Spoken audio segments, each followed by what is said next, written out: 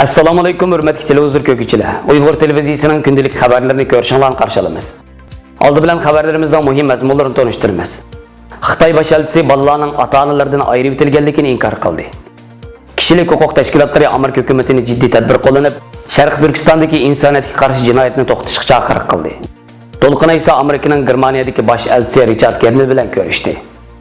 Uyg'urlarning g'ayrimaddiy madaniyat meroslari Qozog'iston Uyg'ur nomli bir yurish asari e'lon qilindi. Tövəndə dixtanlar xəbərlərimizdən təfsili məzmunları bolsun.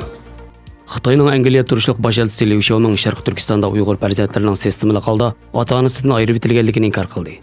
Angliya BBC tori yaqinda Uyg'ur farzandlarining Xitoy doiralari tomonidan majbur holda atalmış yotoqliq maktablarga avatilib, ota-onasidan ayirib etilganligi haqida bir hujjatli film ishlab tarqatgan edi. Tanqidchilar Xitoyning bu qilmishini bolalarni ota-onasidan, tili va e'tiqodidan ayirib etish deb qaragan. Xitoyning Angliya turishliq bosh elchisi Liu Xiaoming BBCning ziyoratini qabul qilganda, bolalarni ota-onasidan ayirib etishdek bir ish yo'q. Hech bu paxmidi deb inkor qilib, nomussizlarcha agar siz farzandlardan ayrilib qolgan kishilarni bilsangiz, ismini deb bering. Biz tepishga tirishaylik degan. BBC to'plagan dalil isbotlardan ma'lum bo'lishicha, Sharq Turkistonda faqat bir yezidlar 400 dan ortiq bolalarning ota-onasining turli bo'htam qaralash bilan qamab qo'yilib, har ikki yilsidan ayrilib qolganligini, muhojirat yashayotgan farzandlardan ayrilib o'liktirikligini bilmaydigan yoki Xitoy hukumatining qurgan har xil nomdagi yasli, maktab, darul-tomda xitoylashtirish, menga yuvish tarbiyasi elib berilayotgan bolalarning ota-onasining bergan guvohlik videosi bilan ishlangan haqiqiy hujjatli film orqali butun dunyoga yana bir qatim jonliq bildirildi.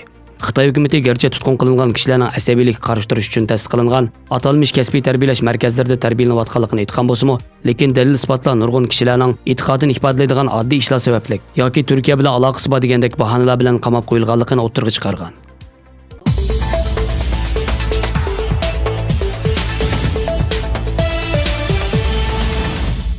5-yil kuni Sharq Turkiston norozilik namoyishi, shundaqla qonliq bostirish qatlami voqeasi yuz berganligining 10 yilligini xotirlash kunida Amerika Kongressi va ma'muriy doiralar, Amerika Avom palatasi a'zosi Jim McCorrin va Kengash palata a'zosi Marco Rubio tövəndiki bayonotni e'lon qilib, Amerika hukumatini jiddiy tadbir qo'llanib, atalmish Xinjiang Uyg'ur avtonom rayonidagi 3 milliondan ortiq Uyg'ur, qozoq va boshqa millatlarning tutqun qilinish va yuqori texnika bilan nazorat ostiga elinish masalasini hal qilishga chaqirdi. Xitoy hukumatining atalmish Xinjiang Uyg'ur avtonom rayonida kishilik huquq va asosiy erkinlikka tajovuz qilishining uzun va fojialik tarixi bor bo'lib, Amerika hukumatini tadbir qo'llanib, Xitoy amaldorlari va shirkatlarining atalmish Xinjiang Uyg'ur avtonom rayonida insoniyatga qarshi jinoyat sodir qilgan bo'lish ehtimolligiga qarata javobgarlikni surishti qilishga chaqiriq qilgan. Garchi qisman texnik shirkatlarga ma'lum darajada tadbir qo'llangan bo'lsa-mu, afsus hozirgacha Sharq Turkistonda kishilik huquq dafsandichilik yurgizayotgan biror shaxsga xalqaro kishilik qonun orqali jazo ko'rilmadi. Nurg'un bayonot e'lon qilindi. Lekin bu bo'linayotgan ig'ir zulmga nisbatan yetarli tadbir qo'llanmadi.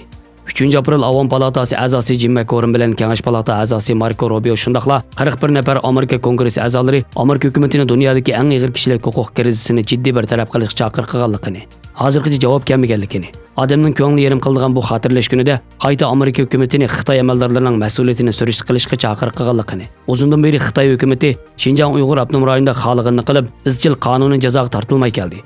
Amerika cho'qim axloq va haqqoniyat jihatdagi rahbarlik qobiliyatini ko'rsatishi, xalqaro jamiyatmo cho'qim inkos bildirish kerakligini astoydillik bilan ta'kidladi.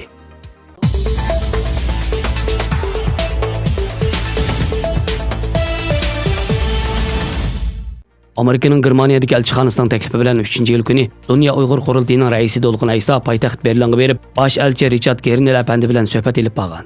Suhbat muqaddimasida To'lqin Ayso apandi Amerika bosh elchisiga Sharq Turkistonning navbatdagi vaziyati va nuqtali holda jazo lagerlari masalasi shundaqla Dunyo Uyg'ur qurultiyi to'g'risida ma'lumot bergan. Bosh elchi so'zida Uyg'ur masalasining o'ziga notanish emasligini, Uyg'urlarning umumiy vaziyatini yaqindan kuzatib kelayotganligini, jazo lagerlari masalasida o'zining qo'ldan kelishicha harakatda bo'lganligini ifoda qilgan.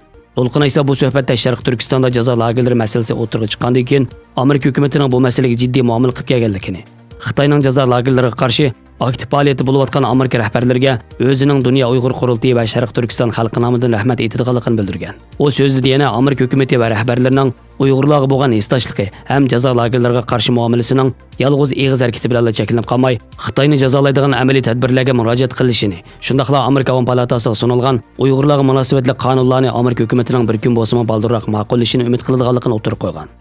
Bosh elchi Richard apandi bo'lsa, Uyg'urlar masalasining Amerikaning tashqi siyosatidan o'rin olganligini, Amerika hukumatining Uyg'urlarning vaziyatini davomli yaqindan kuzatib turadiganligini ta'kidlagan.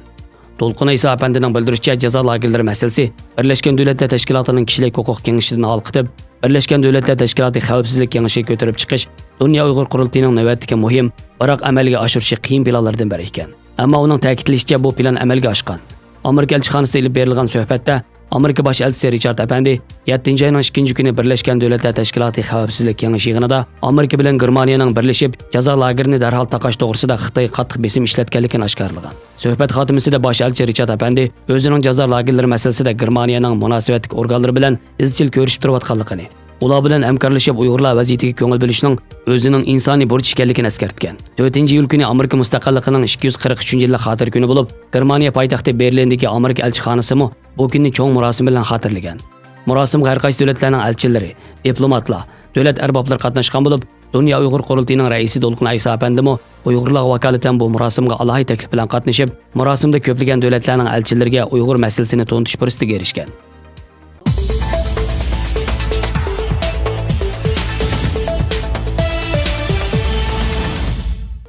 2-iyul kuni Turkiya Cumhuriyeti chet eldagi turklar va qarindosh millatlar idorasida Uyg'urlarning g'ayri-moddiy madaniyat marostlari Qozog'iston Uyg'urlari nomli tadqiqot turini to'nishtirish marosimi o'tkazildi. Mazkur tur plani asosida Turkiya Navshahardagi Hoji Bektash Vali universitetining o'qituvchisi doktor Adam Öger apandi boshchiligidagi 4 kishilik guruhga Uyg'urlarning g'ayri-moddiy madaniyat marostlari Qozog'iston Uyg'urlari nomli cho'ng hajmli kitob, Qozog'istonda nashr qilingan kitoblar nomli kitob va Qozog'istondagi Uyg'urlar tonishtirilgan hujjatli film ishlagan. Bu tonishtirish marosimiga parlament a'zosi Ruhi Arsoy, Qozog'istonning Anqaradagi bosh elchisi Sapar Bekquli apandi, Turkiya Cumhuriyeti chet eldagi turklar va qarindosh millatlar idorasining boshlig'i Abdullah Aran apandi, Dunyo Uyg'ur qurultiyining muavin raisi doktor Erkin Akram apandi, Turkiyadagi tunilgan folklorshunoslar va Uyg'urshunoslar, shundaqla Anqaradagi Uyg'urlardan bo'lib, ko'p sonda kishi ishtirok qildi. Doktor Adam Öger apandi echilish nutqida Uyg'urlarning boy madaniyatga ega ekanligini, Uyg'ur madaniyatining barliq turkiy xalqlarning madaniyatiga ta'sir ko'rsatib qolmasdan, hatto Xitoy madaniyatiga ta'sir ko'rsatganligini bayon qilib, Uyg'urlar intayin qadimiy tarixga va boy madaniyatga ega. Shunga turk madaniyatining shakllanishida muhim o'rin tutadi. Uyg'urlar o'ltiraqlashgan joy qadimdan tortib, Ipak yo'li ustiga joylashgan bo'lg'achqa, har qaysi millatlar o'rtasidagi madaniyat almashishga muhim rol o'ynagan. Ulardan boshqa Uyg'urlar burunlar shahar turmushiga ko'chgan bo'lg'achqa, ularning kultur, san'at, ilm-fan, til, yoziq, adabiyot, rasm va musiqa qatorliq ko'p sohalarda o'ziga xos maroslar shakllangan. Uyg'ur madaniyati boshqa turkiy xalqlarga, hatto Xitoy madaniyatiga ta'sir ko'rsatgan degan. Ma'lum bo'lgandek, Qozog'iston Uyg'urlar vatandan qolsalar, Uyg'urlar eng ko'p o'ltiraqlashgan davlat. Uning ustiga Qozog'istondagi Uyg'urlar chet eldagi Uyg'urlar ichida ana tilni, milliy kimligini eng yaxshi saqlab kelayotgan to'pliq hisoblanadi. Doktor Adam Öger apandi o'zlarining tayyorlagan 2 kitob, bir hujjatli film haqida to'xtalib, Qozog'istondagi Uyg'urlarning asosiy qismi Almuta bilan Qo'rg'os o'tirisidagi 3 rayoni, Chelak, Yarkan qatorliq joylarda yashamoqda.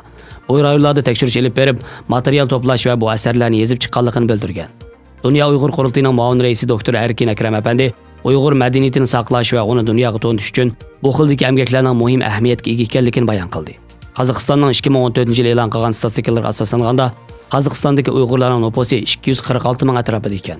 Qozog'istonda 62 Uyg'ur maktabi, Uyg'ur teatri va Uyg'ur nashriyatlar bor ekan. Xabarlarimizni ko'rganingizga rahmat. Ko'rishguncha omon bo'linglar. Xayr xo'sh. Allohga omonat.